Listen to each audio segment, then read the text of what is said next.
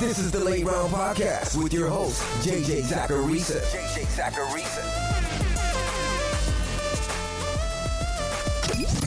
What's up, everyone? It's JJ Zachariason, the editor-in-chief at FanDuel and at NumberFire.com, and this is episode 405 of the Late Round Podcast, one of many shows that are part of the FanDuel Podcast Network. Thanks for tuning in.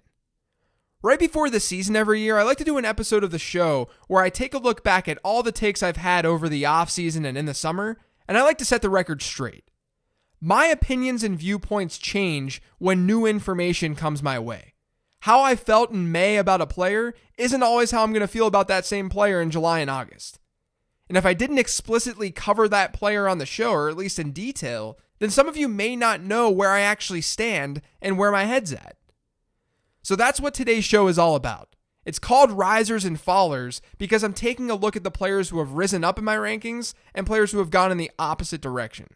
The nice part about this season is that my rankings have been free for anyone to see. So if you've been checking those rankings out, which you can get on NumberFire.com, then you've been able to see all the changes already. But this at least explains the logic behind those changes. Now, before digging into things today, I want to remind you about the Mountain Dew NBA free play that's going on daily from now through September 4th over on FanDuel. Compete in it for your chance to win a seat in a virtual event with NBA legends Gary Payton and Ray Allen. With each entry, you'll also be entered in the King of the Mountain 3-point bonus for your chance to win a share of $15,000, brought to you by Mountain Dew, official sponsor of the NBA. For more details, visit FanDuel.com or download the FanDuel app today. Eligibility restrictions apply. I think the obvious place for me to start today is with the Tampa Bay backfield and Keyshawn Vaughn in particular. When I did my Players to Target episode, Vaughn was someone who made that list. And it was right at the time that he was placed on the COVID-19 list and when the Bucs signed LeSean McCoy. Since then, he's free-falled in my rankings. I liked Vaughn coming out. I still think that Keyshawn Vaughn is a pretty decent prospect, despite getting a slow start to things, having been on that COVID-19 list, and then not doing anything spectacular at camp. I still think Keyshawn Vaughn is fine. I think where he was going in drafts, when you could get him in the 7th, 8th, 9th round, I thought that was a logical play back in May and June, for a number of reasons. The first one being is that we should be ignoring downside when picking players in those rounds, just for the most part. The hit rate isn't very good there. But then Vaughn had at least the ability to fill what Bruce Arians wanted in that offense, which was an every down back who could pass block and not leave the field. There was evidence that Vaughn could be that guy. Clearly that was wrong, at least right now. It won't be the last L of the season for me. Ronald Jones has largely shown up in camp, and he's the player that you want in that backfield, cost aside. I still have my fears with Ronald Jones, though. You still have to wonder why his highest single-game snap share last year was just 53% when he was competing with completely replacement-level running backs. And you have to wonder what his receiving role is going to look like with 3 other running backs on that team who are capable pass catchers. Rojo hasn't been a pass catcher dating back to his college days, at least a high-volume one. He's just one of those players where I totally get the allure, and he's exciting to watch as a runner. That was never in doubt. I get the reason people like Ronald Jones, but I see him in this Raheem Mostert tier of players who could battle a committee throughout the season. He may have receiving limitations, and he'll be living on touchdowns to be super fantasy relevant. Maybe that ends up being wrong. I mean, clearly I haven't gotten the best read on the backfield this offseason, but I've got Jones at RB26 and half PPR formats right now, which is basically at ADP. It's where he'll typically fall off the board. He's not someone I'm actively seeking in a draft this year, but again, I get the allure enough to have some exposure. Like I noted in the Players to Avoid episode that I did, it's really hard to find disagreements with wide receiver average draft position this year. So one of the 3 wideouts that I talked about on that show, on the Avoid show, was Tyler Boyd. Not because I really disagreed with the ADP, but because I didn't see the clear, obvious upside with him. He was a floor pick rather than a ceiling one to me. Here's some of the logic that backs that up, and I talked about this on that show. Tyler Boyd had 147 targets last year, and he still finished 26th in PPR points per game. His 16-game target share was 25%. With A.J. Green back, despite the small sample splits that we've seen in the past between those two players, there was some concern as to how high that target share could go, or where it could grow. We haven't seen Boyd hit a serious ceiling yet in fantasy football. He's been wide receiver 26 and wide receiver 19 in points per game over the last 2 years. And a lot of that is due to how he's used in the Bengals offense. He's a slot guy who's totaled just 6 end zone targets over the last 2 seasons. 53 different wide receivers hit that mark last season alone.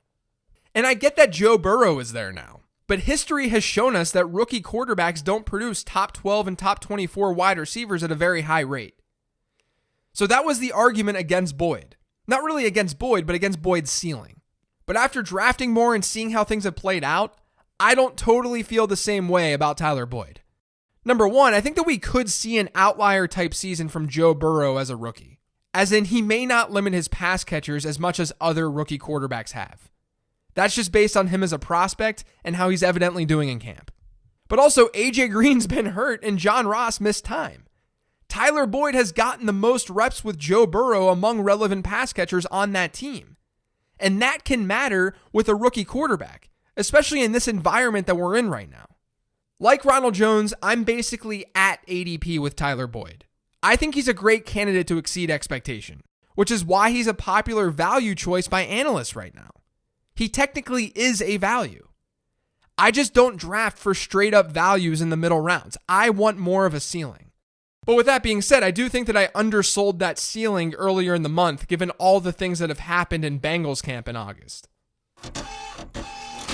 A lot has gone down in the Washington backfield this offseason. They drafted Antonio Gibson in the 3rd round of the draft, and then the off-the-field stuff happened with Darius Geis, and he's no longer on the team. That leaves the football team with Gibson, Adrian Peterson, J.D. McKissic, and Bryce Love. I've been pretty open about loving Antonio Gibson on Twitter, but I don't know exactly how much I've talked about him on this show. My prospect model largely looks at production when trying to figure out which running backs are going to work in fantasy football at the pro level. And for a guy who had 77 career touches in college, that means the model didn't like his production profile, or at least as much as the higher end running backs in this class. But number one, draft capital matters. And number two, he had a good reception share, and that's a piece of my model. So he actually came in with a decent percentile ranking in that model. And then when you cap it off with his outlier athleticism, there's a lot to like about Antonio Gibson. There's the potential that he's the next David Johnson. Fantasy Pros rankers have Gibson at RB43. I'm in the lower 30s. Like I just talked about, the middle rounds have a low hit rate in general in fantasy football. In most cases, you should be ignoring downside, especially if Gibson is like the 4th running back that you're drafting on your own team. And I always go back to this idea, but people just avoid backfields because there's no clear-cut number one guy. They do it all the time. But when it looks like there's a committee, that means there's an opportunity. There's an opportunity for a running back to emerge. And that's where you get breakout players. They tend to come from ambiguous backfields. And I think Gibson could be that guy this year. I'm still throwing some darts at Bryce Love too, just in case. I'm not drafting Adrian Peterson though, because the chance that he becomes anything more than like an RB2 or even an RB3 is pretty slim. I want real upside. Now, I've talked about how I generally avoid RB2s in fantasy football a lot on this show. The guys who are after the very clear top tier of running backs and usually ranked in that RB12 to RB24 range. This year, it's more like the RB14 to like the RB25 or 26 range. Their hit rates just aren't very strong. And we usually see them with similar ceilings as players who are drafted in that next tier of backs. The episode I did this offseason on drafting league-winning players talks about that a bit, which is episode 379. I've also said on the show that the 3 traditional RB2s that I'm most interested in this year are Chris Carson, Jonathan Taylor, and James Conner. Carson's sort of slipping right now with reports that his workload may not look as good as we'd want it to look. So that really leaves me with Jonathan Taylor, who I like just strictly because I think he's a monster and could just take over that backfield during the second half of the season, and James Conner. Everything points to James Conner being a workhorse in that Steelers backfield. And like I talked about on the Bold Predictions episode last week, the last time Conner was a starter and Ben Roethlisberger was healthy, he was averaging over 21 PPR points per game. You can't say upside doesn't exist with James Conner, for that fact alone. The situation is a little bit different these days with a slightly different offensive line. There's no Antonio Brown, so maybe the Steelers' offense won't be as efficient. But market share wise and backfield share wise, we've seen James Conner dominate. His ADP is now creeping up though, but I do think it's justified. And I wanted that to be known because I haven't talked enough about that situation on this show. And I do remember early on in the offseason talking about how the Steelers were sort of a dark horse candidate to take an early round running back. I'm in on James Conner. This episode is largely covering running backs because their situations can just change so quickly. But one wide receiver who's evidently crushing right now is Bryan Edwards. I talked about him on last week's mailbag episode, so this shouldn't be that much of a surprise, but I'm not shocked that he's looking good. He had the best breakout age in this year's draft class, he had great production in college, and he ranked in the 85th percentile in my model. Anything above the 80th percentile is good. I genuinely believe that Edwards would have been drafted a lot higher had he not had an injury entering the draft. Now, will he outperform Henry Ruggs this year? I'd love to see what this offense is going to look like in week 1 to feel confident about answering that question. And this is where a lack of preseason can hurt us. But I do think it's entirely possible. I think it's possible that Bryan Edwards is better than Henry Ruggs for fantasy purposes. I still have Ruggs ranked ahead of him, but in leagues with 12 or more teams, I'm absolutely down with stashing Bryan Edwards. He's a big, big riser. One of the players that I talked about on the Players to Target episode earlier this month was Darrell Henderson. Now, admittedly, there's a lot working against him. He didn't show up last year, and like I talked about on the Bailing on Unproductive Rookies episode at the start of the offseason, that's a bad sign for future success. It's not a death sentence, but the probability that a player ends up being a stud after a really poor rookie season, especially a running back, it's not great. But I push that aside because number one, Darrell Henderson was a good prospect. He had a final season yards per team play rate that was second best among every running back in the last 2 draft classes. Only Jonathan Taylor was better. And that's a fairly predictive metric. Then number 2, the Rams have somewhat of an ambiguous backfield, and it's an offense that you want to invest in. But most importantly, number 3, the cost. Henderson isn't going for anything substantial. So sure, I'll throw that dart. My liking Henderson has never meant I disliked Cam Akers at cost. And that's especially true right now since Darrell Henderson is dealing with a hamstring injury. Akers is now rising, and I'm excited about him because he was someone that I liked entering the draft. His raw numbers didn't look amazingly great, but he was also in a horrifically bad situation in college. When you give his numbers some context, some offensive context, Akers was above average in the class in yards per team play, and he had a final season reception share above 11%. My prospect model has him as an 89th percentile running back, and that's not that far off from Jonathan Taylor. So I'm cooling off on Henderson a little bit because of the injury, but his ADP looks to be reflecting that injury as well. And I'm buying into Akers as much as I was before as having the highest probability to take over that backfield by the end of the season. I just think that the injury to Henderson is making it an easier path to see. That's why he's a riser. And speaking of rookies, how about Jalen Reagor? He's now ranked as my top rookie wide receiver in redraft leagues, just ahead of CeeDee Lamb. And it's pretty easy to see why. He doesn't have a whole lot of competition at wide receiver, to the point where you could call him the top wide receiver on his team right now. The Eagles utilize their tight ends more than almost any other team in football, but Reagor has a very, very clear path to a 20% to 25% target share this year. Like, that's a possible outcome for Jalen Reagor. And if you're curious, he was my wide receiver 4 in this class according to my model after inputting draft position. But there was a pretty decent sized drop in tier after Reagor, and he had basically the same score as Justin Jefferson and CeeDee Lamb. Jerry Jeudy was number 1 in the model. The prospect profile is there. That's why I'm referencing the model. The situation is there. The versatility is there. You've got to love Jalen Reagor, and I feel like I haven't given him enough of that love on the podcast this summer. Okay, so Austin Eckler. I didn't think that I would have a whole lot of Austin Eckler this year because there are a lot of things working against him. Now let's talk about those things first. Number 1, Phillip Rivers is gone. The Chargers have had good pass catching backs with Phillip Rivers, but they've also ranked in the top 6 in running back target share in 6 of their last 9 seasons. Nice. Now we're hearing reports out of Indianapolis about how Rivers is targeting his running backs a whole lot out of the backfield there. I just don't think that we can overstate the loss of Rivers and how it might impact Eckler's target share here in 2020. Eckler also had a third of LA's receiving touchdowns last year. That's by far the highest rate that we've seen by a running back since 2011. And since 2011, we've only had 15 running backs with a 20% touchdown share over that time. And only one of them increased that touchdown share year over year. Eckler has touchdown regression coming. I also don't know if we can assume the Chargers are going to be as pass heavy. They were second in neutral script pass to rush ratio last year, and they were top 10 in pass attempts.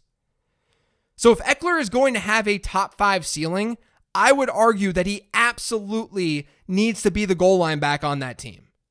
Which can happen, sure. But they did draft Joshua Kelly, who's apparently crushing it in camp, and Eckler hasn't been overly effective at the goal line during his career. So I always saw Eckler as more of a floor play than a ceiling one, but I also expected his ADP to be higher than it is. I thought that we would be having to draft Austin Eckler as a top 10 running back, but he's not been that. I actually have him ranked higher than his ADP right now because I have him higher than Aaron Jones. I do have my concerns, clearly. I don't see the same extreme upside that others do.